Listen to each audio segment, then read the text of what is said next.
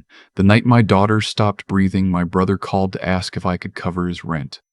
I'm not starting there because I want sympathy. I'm starting there because that's the moment everything I believed about family cracked open, and I had to look at what was underneath. Her name is Autumn. She was 4 years old when it happened. She had a fever that came on fast, the way fevers do with kids that age.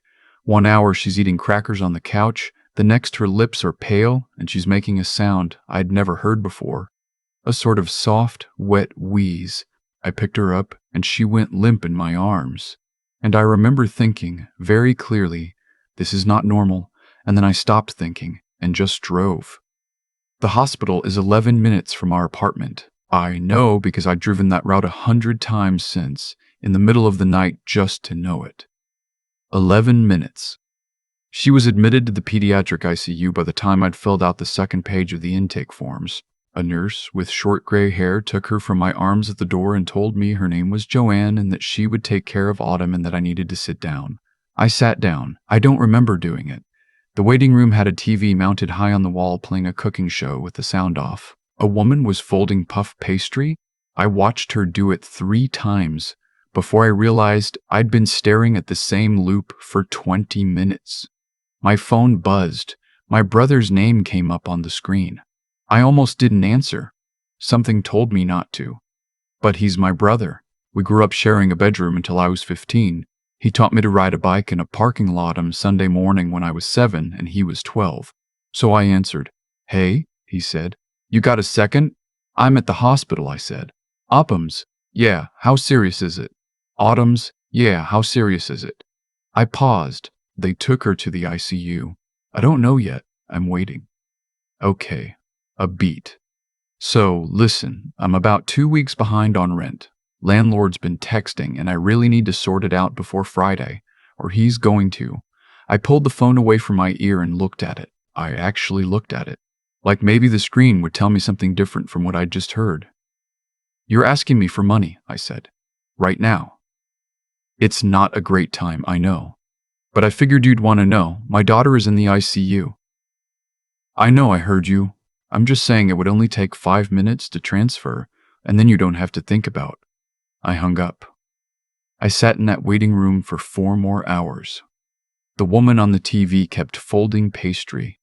A dad across the room fell asleep with his head against the wall and his mouth open. A toddler in a yellow shirt kept escaping from his grandmother and sprinting toward the vending machines.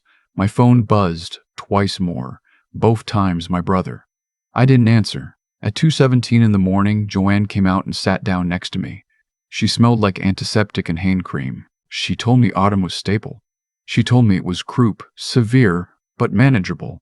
She told me the next 12 hours were important, but that she'd seen kids come through much worse. She put her hand briefly on my forearm, just for a second, and then stood up and walked back through the double doors. I sat there for a long time after that. Not because I was still scared, I was, but it had shifted into something quieter, something I could carry. I sat there because I was trying to figure out what to do with the thing my brother had done. Whether it meant what I thought it meant, whether I was being unfair. I called my mom. It was almost 3 in the morning, but she's always picked up my whole life. She picked up on the second ring. "Sweetheart," she said, before I'd said anything. I saw his messages. "I'm sorry. I told him not to." "He told you," I said, "before he called me?" She was quiet for a moment. "He asked me first if I had anything I could spare. I said I didn't. He said he was going to try you." "And you didn't warn me." "I thought maybe he'd think better of it." I pressed my hand over my eyes. "Mom, she's in the ICU. I've been here since 8. "I know. I'm sorry, I should have called." "Is she's stable. She's going to be okay." I heard her exhale. A long, slow release. Thank God. We didn't talk much after that. She said she'd come in the morning. I said okay. I hung up and stared at the ceiling tiles, which were the particular off-white color of things that used to be white. Here's what I want to say about my brother before I keep going. He's not a bad person. I've spent a lot of time these last months trying to make sense of him, and that's the truest thing I can say. He's not a bad person. He's someone who learned very early that the way to survive hard things was to find someone else to absorb them. Our dad left when I was 9 and he was 14, and he stepped into something he was way too young for. And somewhere along the way, he started believing that being family meant you were obligated to absorb whatever he needed, whenever he needed it. I understood that. I had always understood it. That's why I'd been bailing him out, in one form or another, since I was 22 years old. 100 here, 200 there, once a full month of groceries when he lost his job at the warehouse. I didn't keep track because I didn't want to turn it into a ledger. It wasn't a loan. It was just helping. But something shifted that night. Something quiet and permanent, the way the temperature drops right before dawn and you don't notice until you're cold. Autumn was discharged 4 days later. She walked out of the hospital holding a stuffed penguin the nurses had given her, wearing a pair of socks with rubber grips on the bottom, that she refused to let anyone take off for the next week. She was fine. She was laughing about something by the time we reached the car. I didn't tell her any of it. She was 4. My brother texted me 3 times while we were still at the hospital. The first time to ask if Autumn was okay. The second time to say he was sorry about the timing. The third time to say the rent situation had gotten worse. And if I couldn't help, could I at least talk to the landlord on his behalf because the guy knew me?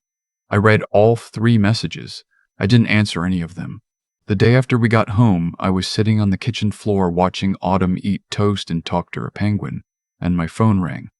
Unknown number. I don't usually answer those, but something made me pick up. "Is this Autumn's dad?" a man's voice said. Something went cold in my stomach. Yes. Who is this? My name is Officer Talbot. We're trying to locate the owner of a gray sedan that was parked outside St. Catherine's Hospital last Thursday evening. There's been a hit and run in the parking structure, and we're talking to everyone who was on that level. Okay, I said. I didn't have anything useful for him. But then he said something that stopped me. We do have the vehicle on camera. It left the structure at approximately 8:42 p.m. Witnesses described the driver as a male, mid-30s, dark jacket. That's not me, I said. I was in the waiting room at 8:42. My daughter was admitted. Right, we're just doing due diligence. One more thing. The camera also caught someone in the lot around that time. We're trying to identify everyone who was there. Do you know anyone who may have been at the hospital that evening, possibly looking for you? I thought about it. No. I didn't tell anyone I was there except my mom and my brother. Okay, thank you for your time. I set the phone down on the floor. Autumn was telling the penguin that his toast was too hot to eat yet. She was very serious about it. I sat there for a long time. I called my mom. Did you go to the hospital Thursday night? I said. After we talked? No, she said. I was going to come Friday morning, remember? I didn't want to wake Autumn. Did you tell anyone I was there? Besides what my brother already knew? No, why? The police called. There was some kind of incident in the parking structure. A pause. What kind of incident? Hit and run. They're talking to people who were there. I kept my voice even. Mom, did my brother say anything to you after he couldn't reach me? Another pause. Longer this time. He was upset, she said carefully. He said you were ignoring him. I told him you had enough going on. Was he upset enough to show up? I don't know, she said. But she said it too slowly. I didn't press her that night. I hung up and sat with it. I told myself I was being paranoid. My brother is a lot of things, but he's not. I couldn't finish the sentence. I kept starting it and stopping. 2 days later, my neighbor knocked on my door. His name is Felix. He's in his 60s, retired. Walks his dog at the same time every morning. He handed me a folded piece of paper and said he'd found it under his windshield wiper in the hospital lot. He'd meant to throw it away, but then he saw it had my name on it and thought maybe I'd dropped it. I opened it. It was a parking receipt. From the hospital structure. Thursday night, 8:51 p.m. My brother's name was printed at the top. He'd used the app on his phone to pay. I sat down on my front step. I didn't go back inside for a while. I want to be fair. A parking receipt doesn't tell you anything except that a person was there. He could have come to see Autumn. He could have felt bad and driven over and then not known what to do and left. People do that. People drive somewhere with good intentions and then lose their nerve and turn around. But here's the thing I couldn't shake. The officer had described a hit and run, a car that left the structure right before I would have walked back to my own car if I hadn't stayed so late. The timing sat in my chest like a stone. I called him. My brother. I didn't plan what I was going to say. He picked up on the first ring. "Hey," he said. He sounded normal. He sounded exactly like himself. "Were you at the hospital Thursday night?" I said. A pause. Not a long one. But there. "Why are you asking?" "Because a cop called me. There was a hit and run. And I have a parking receipt with your name on it." Another pause. Longer. "I went to check on you," he said. I felt bad. I drove over and I was going to come up, but I didn't want to make it worse. So I sat in the lot for a while and then I left. "Did you hit a car?" "No. My neighbor found your receipt. I lost it. It must have blown out my window." "They have the car on camera," I said. "Gray sedan." "You drive a gray sedan." "Lots of people drive gray sedans, Ryan." I hadn't said his name until then. "Did you hit something in that parking structure?" The silence was long enough that I started counting. I got to 7. "I clipped a bumper," he said finally. "It was barely anything." I panicked. I didn't say anything. "I was going to go back," he said. I was stressed and I panicked. I was going to call the number on the car. I wrote it down. "The police have you on camera." "I know." His voice was quieter now. "I know." His voice was quieter now. "I know. I'm going to call them." "You should. I'm sorry. You should call them today," I said, and I hung up. He did call them. That part I know because Officer Talbot followed up with me 2 weeks later to let me know the driver had come forward and that they were handling it through the other driver's insurance. No charges were filed because the damage was minor and he'd self-reported. I want to tell you that it was fine, that I believed him when he said he just panicked, that a clipped bumper in a hospital parking structure was just a stupid, scared mistake made by a person who drove somewhere with good intentions and then did something dumb on the way out. Maybe that's all it was, but I keep coming back to the timing. 8:42. If I'd left when I planned to, if Joanne hadn't come out at 2:17 and I'd given up and gone home earlier the way I almost did, twice, I would have been in that structure sometime around 9. I don't know what he intended. I genuinely don't. I've turned it over in my mind so many times that the edges have gone soft, and I can't tell anymore what I actually believe versus what I'm afraid to believe. He says he was there because he felt guilty. He says the clipped bumper was an accident. He says a lot of things, and some of them might be true. What I know is this. My daughter was in the ICU. I asked for nothing except to be left alone. He couldn't give me that. He drove 40 minutes to a hospital and sat in a parking structure and left a damaged car behind him and called it coming to check on me. I took out a restraining order 3 weeks later.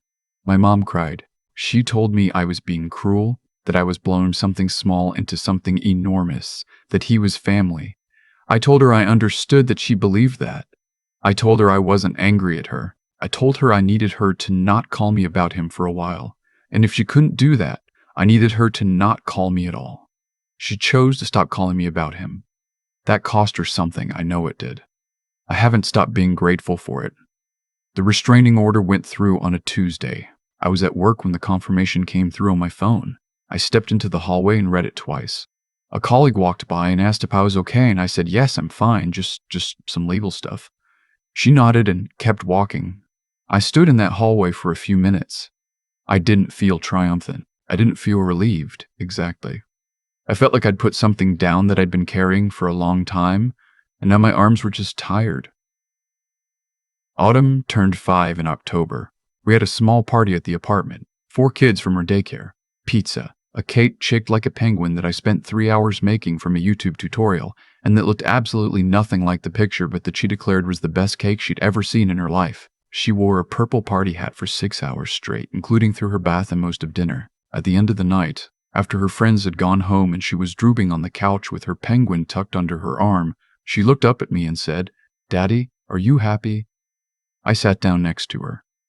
I pulled her under my arm. She smelled like frosting and shampoo. "Yeah," I said. "I'm really happy." "Good," she said, very seriously, and then she fell asleep against my shoulder. I sat there with her for a long time. The apartment was quiet. There were cake crumbs on the floor. The TV was off. Outside the window, the October sky was going dark and purple at the edges. I have spent a lot of years believing that blood was the thing that held you, that the people who shared your history, the bedroom, the parking lot on Sunday mornings, the years after your dad left, those were the people you were tethered to, no matter what. I thought that was love. I thought it was loyalty. I don't think that anymore. I think love is showing up, not in parking structures in the dark, but in waiting rooms at 2 a.m. It's Joanne and her hand on my forearm for 1 second. It's my mom choosing for once to do the hard thing. It's Felix walking over with a parking receipt because he thought it might be important. It's 4 kids eating pizza and a lopsided penguin cake and a little girl who falls asleep like she's completely sure the world will still be there when she wakes up. That's what I want to build. That's the only thing I know how to be sure of anymore. I'm not there yet. I still wake up some nights and lie in the dark thinking about that parking structure and the gray sedan and the 7 seconds of silence before he answered. I still pick up my phone sometimes and start typing before I remember. Old habit, the kind that doesn't break clean. But then Autumn calls from the next room and wants to know if penguins can eat toast, and I go answer her. And for a while at least, that's enough. I've thought a lot about what it means to cause something without meaning to, or maybe meaning to, just a little, in that dark corner of yourself you don't let anyone see. I still don't know which one applies to Ryan. Probably I never will, and I've had to make peace with not knowing, because the alternative is spending the rest of my life picking at something that won't ever fully come open. What I do know is this: the choices we make when things are hardest are the ones that actually count, not the everyday ones when it's easy to be generous or patient or kind. The ones when you're scared and tired and you could go either way. That's the real test. And Ryan, standing in a hospital parking structure at 8:42 at night while his niece was upstairs fighting to breathe, he made a choice. I don't know exactly what that choice was, but I knew it wasn't the right one. I made choices too. I chose to answer the phone that night, even though something told me not to. I chose to keep bailing him out for years because it was easier than having the conversation that might cost me the relationship. I chose to ignore the pattern because the history between us felt like it should outweigh it. Those were my choices, and they had consequences too. That's the part nobody wants to talk about. How much of what happens to us is also the result of what we let continue for too long. Autumn doesn't know any of it. She just knows her dad is there every morning, and that he makes pancakes on Saturdays, and that her penguin has a name now, Gerald, and that Gerald is allowed to sit at the breakfast table as long as he doesn't touch anyone else's food. She knows what she needs to know. The rest is mine to carry, and I've been learning, slowly, that carrying something doesn't mean dragging it everywhere. It means understanding what it weighs, deciding what it's worth, and then choosing, every single day, to keep going anyway. That's not a dramatic choice. It doesn't feel like strength in the moment. It mostly just feels like getting up and making the pancakes and answering the question about whether penguins eat syrup, the people who showed up for us. Joanne with her hand on my forearm, Felix walking over with a piece of paper he could have thrown away. My mom choosing the harder thing. None of them made speeches. None of them announced themselves. They just did the small, quiet thing that was right in front of them. That's what I want to be. That's the whole ambition now. Not impressive, just present. Just someone Autumn can count on when it matters, in all the ordinary ways and in all the terrifying ones. Ryan is out there somewhere making his choices. I hope they're better ones. I genuinely do. But I stopped making myself responsible for that. I have a daughter who calls her stuffed penguin Gerald. That's what I'm responsible for. And some days, that's more than enough.